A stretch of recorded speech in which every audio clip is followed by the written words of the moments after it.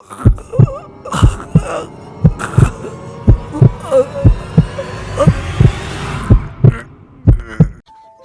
दिन एक नौजवान लड़के ने सोक्रेटिस से पूछा, तुम्हारे सक्सेस का सीक्रेट क्या है? सोक्रेटिस ने बड़ी सब्र से उसका सवाल सुना और अगली सुबह उसे नदी के तट पर मिलने कहा।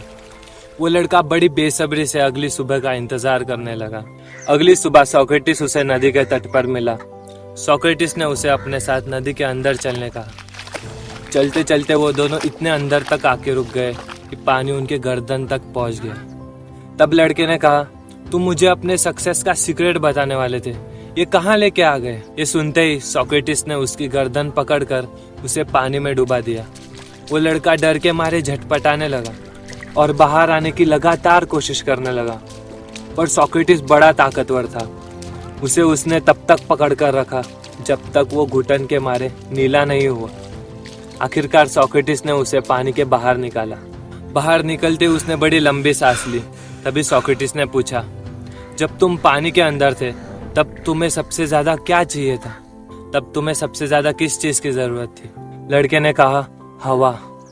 मुझे पानी के अंदर सबसे ज्यादा हवा की जरूरत थी। सोक्रेटिस ने कहा, यही है मेरे सक्सेस का सीक्रेट। जब तुम्हें सक्सेस इतनी बुरी तरह चाहिए जितनी बुरी तरह तुम्हें पानी में हवा चाहिए थी, तब भी तुम्हें सक्सेस मिलेगा और कोई सीक्रेट नहीं है। इससे हमें ये सीख मिलती है कि एक स्ट्रॉन्ग बर्निंग डिजायर जो पॉजिटिव हो वो स्टार्टिंग पॉइंट है सब अकॉम्प्लिशमेंट्स का।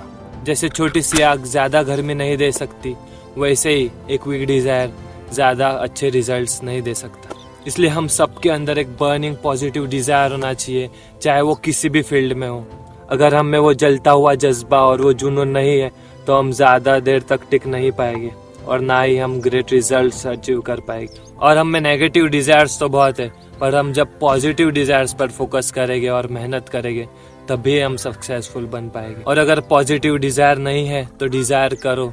अगर लाइफ में पर्पस नहीं है तो पर्पस ढूंढो। अगर जिंदगी में मकसद नहीं है तो मकसद ढूंढो, क्योंकि जिंदगी का मकसद है कि जिंदगी में मकसद हो। और वो मकसद सिर्फ हमें खुश नहीं करना चाहिए, बाकी दूसरों को भी कंट्रीब्यूशन करना चाहिए।